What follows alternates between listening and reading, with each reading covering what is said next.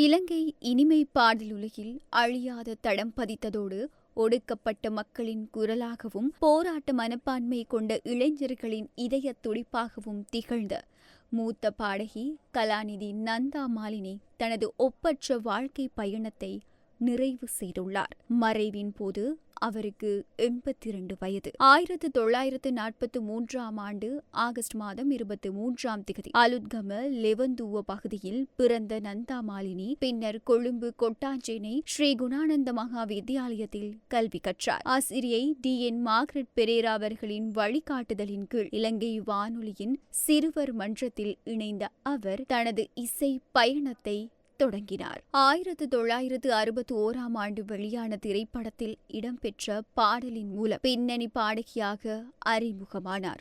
பின்னர் இந்தியாவின் பட்காண்டே மியூசிக் இன்ஸ்டிடியூட்டில் கர்நாடக மற்றும் சாஸ்திரிய இசையை பயின்று தனது இசை திறனை மேலும் மேம்படுத்தினார். திரைப்பட விருதுகள் 12, ஜனாதிபதி விருதுகள் 10 உள்ளிட்ட ஏராளமான கௌரவங்களை பெற்ற அவர் சினிமா மற்றும் இனிமை பாடல்களுக்குள் மட்டுமே தன்னை வரையறுக்கவில்லை. குழந்தைகளுக்காக உருவாக்கப்பட்ட படைப்புகள் மூலம் பல தலைமுறைகளின் செவியையும் மனதையும் செழுமைப்படுத்தினார். இலங்கை இனிமை பாடல் வரலாற்றில் நந்தா மாலினியின் பங்களிப்பு வெறும் இனிய குரலால் மக்களை மகிழ்வித்ததல்ல. 1980களின் இறுதியில் தனிநபர் இசை நிகழ்ச்சியின் மூலம் அவர் எழுப்பிய குரல் அலை நாட்டின் போராட்ட மனப்பான்மை கொண்ட புரட்சிகர மற்றும் எதிர்ப்புணர்வுள்ள இளைஞர்களின் இதய துடிப்பாக மாறியது. அநீதிகளுக்கு எதிராக அவரது குரலில் ஒலித்த அந்த இசை தாளங்கள் இல்லையெனில் இலங்கையின் இளைஞர் போராட்டங்களின் வரலாறு வேறு வடிவம் எடுத்திருக்கக்கூடும் என்று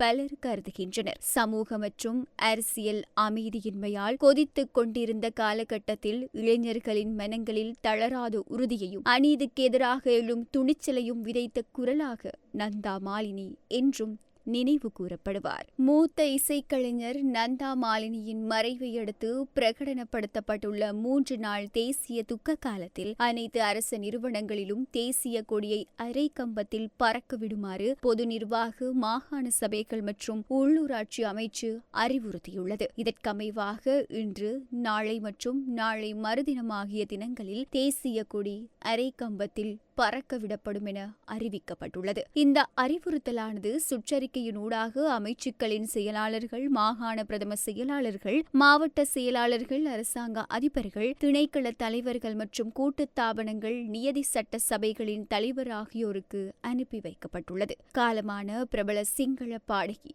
நந்தா மாலினியின் இறுதி சடங்குகள் எதிர்வரும் சனிக்கிழமை நடைபெறும் என்று பேராசிரியர் சுனில் ஆரியரத்ன தெரிவித்துள்ளார். நாளை மாலை 5 மணிக்கு விரலை பொது மயானத்தில் இறுதி சடங்குகள் நடைபெறும் என தெரிவிக்கப்பட்டுள்ளது. பொதுமக்களின் அஞ்சலிக்காக அவரது உடலம் நுகேகுடை விஜயம் மாவட்டத்தில் அமைந்துள்ள நந்தா மாலினி இசை ஆசிரமத்தில் வைக்கப்பட்டுள்ளது.